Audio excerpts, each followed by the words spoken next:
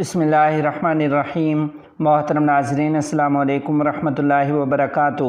اسلام کی نظر میں عقائد کی درستگی سب سے زیادہ اہمیت رکھتی ہے۔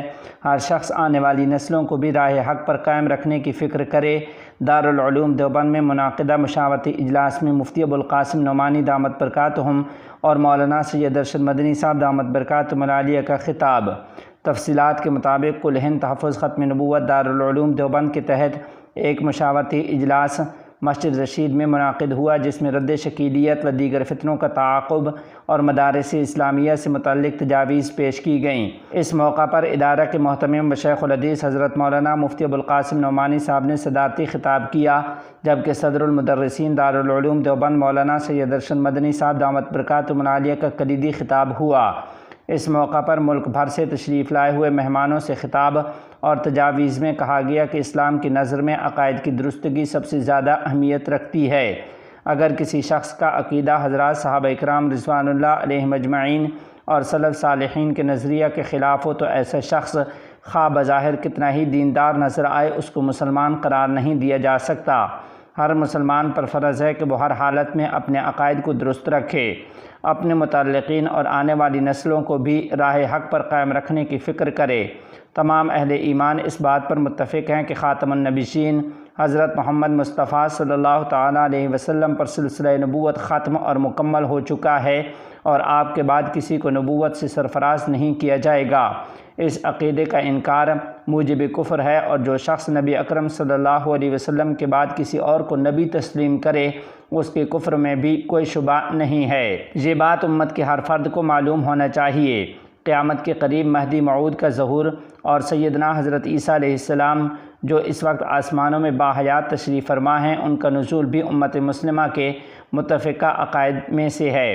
یہ دونوں الگ الگ شخصیات ہیں جو اپنے وقت پر سامنے آ کر امت کی رہنمائی کا فرض انجام دیں گی، جن کے بارے میں احادیث شریفہ میں واضح معلومات موجود ہیں۔ ان کے متعلق علامات اور تصریحات کو عوام کے سامنے بیان کرنا یہ علماء کی ذمہ داری ہے۔ جو شخص از خود مہدی موعود یا مسیح موعود ہونے کا دعویٰ کرے اور حضرت عیسیٰ علیہ السلام کے نزول کا منکر ہو، جیسے شکیل بن حنیف اور دیگر مدعیان مہدویت و مسیحیت، وہ بلا شبہ ملحد اور مرتد ہیں۔ اس کا دین اسلام سے کوئی تعلق نہیں، اور اس طرح کی گمراہ کن تحریکات اور فتنوں کا تعاقب امت کے ہر طبقہ کا اولین فرض ہے۔ علماء کو چاہیے کہ وہ اپنے خصوصی اور عمومی بیانات میں مذکورہ موضوعات پر مدلل گفتگو کریں تاکہ عوام صحیح صورتحال سے واقف رہیں اور کسی فتنے کا شکار نہ ہوں۔ اس دوران عقائد کی درستگی کی ضرورت کے لیے علماء اور ائمہ کو ضروری نصیحتیں کیں اور کہا گیا کہ اس سلسلہ میں تربیتی پروگراموں کا اہتمام کیا جائے۔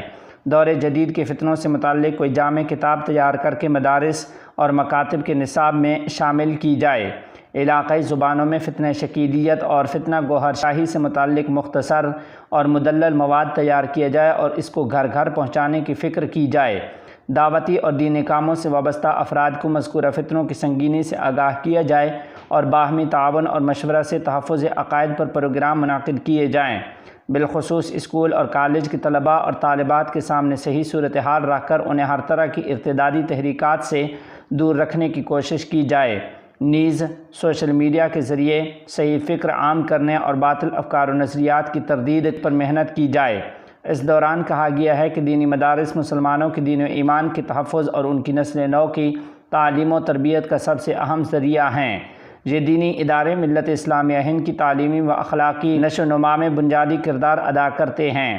علاوہ ازیں ملک کی سالمیت، تحفظ اور نئی نسل میں ملک کے دفاع اور حب وطن کا جذبہ پیدا کرنے میں بھی ان کی خدمات کسی سے مخفی نہیں ہیں، لیکن ملک میں ایک ایسا طبقہ موجود ہے جو ان مدارس کو بے جا طعن و تشنیع کا نشانہ بنا کر ان کے کردار کو مسخ کرنے میں مصروف ہے، اور افسوس ہے کہ اس نفرت پسند طبقہ کو حکومت میں بعض ذمہ دار عہدوں پر بیٹھے ہوئے افراد کی پشت پناہی حاصل ہے۔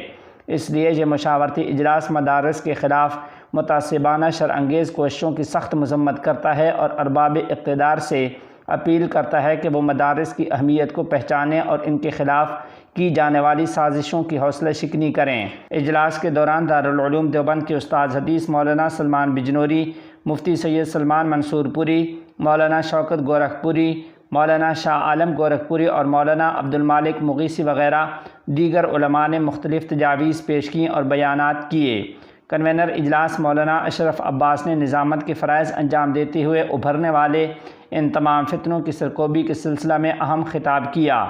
وہیں ملک بھر سے آئے ہوئے مخصوص مہمانوں کے لیے دارالعلوم دیوبند کی جانب سے شاندار ضیافت کا اہتمام کیا گیا، جس کی مہمانوں نے خوب پذیرائی کی ہے۔